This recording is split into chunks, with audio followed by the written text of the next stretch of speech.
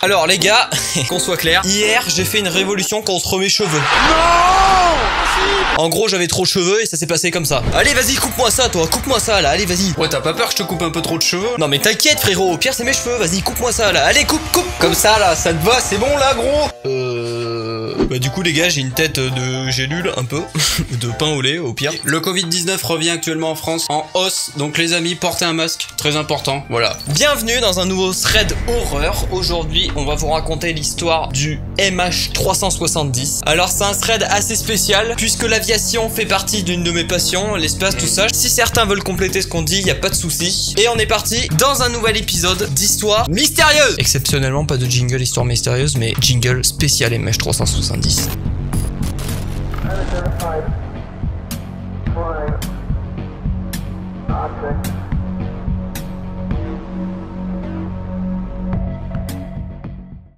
12h25, 8 mars 2014, un Boeing 777 de la Malaysia Airlines est fin prêt à partir, au même titre que des centaines d'autres avions. Ce dernier fait alors sa demande à la tour de contrôle.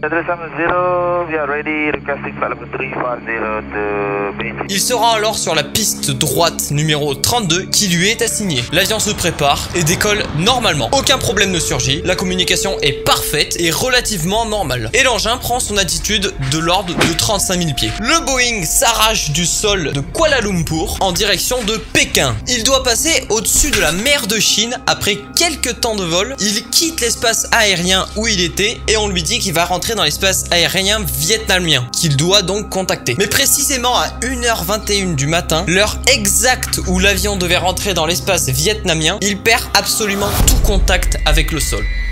Alors les contrôleurs s'inquiètent et pensent tout d'abord à un problème technique. En effet, à ce moment, l'avion traverse une zone en dessus de la fameuse mer de Chine où les communications ont la réputation d'être assez compliquées. Un peu après la disparition de l'avion, beaucoup pensent que l'avion s'est posé dans une des 1000 îles qui sont au milieu de la mer. C'est une consigne très importante. Si l'avion a un problème, il faut se poser sur le terrain le plus proche. Alors ok, c'est possible, mais sur plus de 200 passagers, pourquoi aucun n'a utilisé son téléphone portable? Alors il y a quand même quelque chose d'ambigu, je vous explique. Venez, je vais vous montrer. Lorsqu'on perd la trace d'un avion, il y a 3 phases qui vont être déclenchées au fur et à mesure. L'incerfa, la phase d'incertitude, où on va commencer à se poser des questions sur la disparité de l'avion. L'alerfa, la phase d'alerte, où on se prépare à quelque chose d'éventuellement grave. Et la détresse-fa, avec la quasi-certitude que quelque chose de grave s'est passé. Et ici justement, d'après les documents de la Malaysia Airlines, l'avion disparaît à 1h21, puis les recherches sont lancées à 5h30, soit 4 heures plus tard. Vous vous rendez pas forcément compte, mais 4 heures après la disparition d'un avion, c'est absolument énorme. 12h, 8 mars 2014, le vol qui devait atterrir à 6h30 est annoncé avec du retard. Les proches des victimes sont placés dans un hôtel proche. Personne ne répond à leur interrogation, mais le PDG de la Malaysia Airlines se montre impuissant.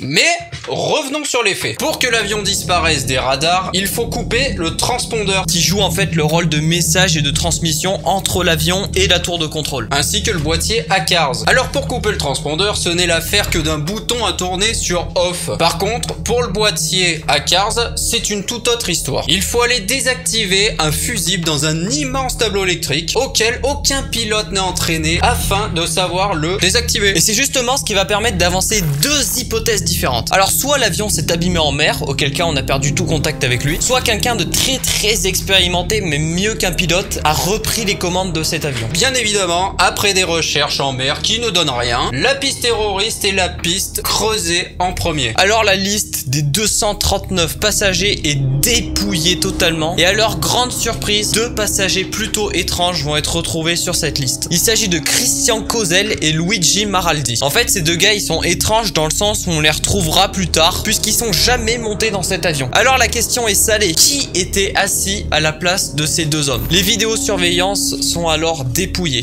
et grande surprise, les 2 hommes sont alors remplacés par 2 passagers potentiellement pirates qui voyageaient avec des passeports volés, des Iraniens. Cette piste va être creusée mais va surtout prendre de l'ampleur quand le 12 mars, 4 jours après la disparition, des radars militaires vont dire avoir aperçu le vol MH370. En fait, ces radars ils utilisent un système de résonance pour détecter les avions, ce qui fait que aucun avion commercial ne peut échapper à la détection de ces radars. D'après ce radar, l'avion fait un demi-tour complet à 1h21, direction plein cap la Malaisie, comme s'il retournait chez lui, avant qu'on ne perde sa trace dans l'océan. Après examen, les enquêteurs vont en déduire que ces 2 passagers clandestins ne voulaient que fuir leur pays. Alors toutes les têtes se tournent vers ceux qui pilotent l'avion, Zahari Hamacha et Farouk Abdulhamid. Tout d'abord, Farouk, le copilote, un homme de 27 ans, incapable de faire du mal à quelqu'un d'après sa sœur. Quelques failles ont été trouvées, mais pas quelque chose qui puisse expliquer un tel acte d'une si grosse envergure. Ensuite, Zahari Hamacha, pilote confirmé, les enquêteurs trouvent, en perquisitionnant sa maison, un simulateur de vol. Le problème, c'est que certaines des données du simulateur ont été effacées. Il s'entraînait également dessus à atterrir sur des pistes très restreintes. Mais à nouveau, on écartera la thèse du suicide des pilotes par manque d'informations. Alors le gouvernement annonce que l'avion s'est abîmé en mer et qu'il n'y a aucun survivant. Mais tout laisse à croire que les autorités malaisiennes ont quelque chose à cacher. Pourquoi ne pas chercher l'épave de l'avion? De toute évidence, certains connaissent la vérité, selon un PDG. Alors que la thèse d'une cargaison est étudiée pour voir si l'avion aurait pu s'abîmer à cause d'un produit inflammable, la thèse du détournement avec un passager pirate revient en force. Et ouais, en effet, aussi incroyable que cela puisse paraître, de plus en plus de personnes affirment que l'avion a fini sa course à Diego Garcia, une des bases américaines les plus protégées au monde. En fait, cette théorie, elle s'appuie sur des témoignages de personnes résidant aux Maldives qui auraient vu un gigantesque avion volant à très basse altitude avec des grandes bandes bleues et rouges. Bref, le MH370 tant recherché. Ça avait l'air d'être des gens plus que authentiques et qui ne mentaient pas et qui n'étaient pas habitués justement à voir des engins de telle envergure. Alors à ce moment-là, ça avance pour les enquêteurs. La trajectoire de l'avion se redessine. Après avoir disparu dans les océans, il se serait rendu aux Maldives où il aurait brièvement tourné à gauche et se serait rendu à Diego Garcia où les autorités américaines l'auraient abattu de force puisqu'il entrait dans une base hautement secrète. Encore plus fort, des habitants voient une sphère flotter au bord de l'eau. Cette sphère a une ressemblance frappante avec celle que l'on retrouve dans les Boeing 777. En fait, ces sphères, c'est des extincteurs que l'on retrouve dans les Boeing 777. Aujourd'hui, un homme a retrouvé des débris et les a envoyés à la compagnie qui affirme avec quasi certitude qu'il s'agit de débris du MH370, mais le mystère reste entier.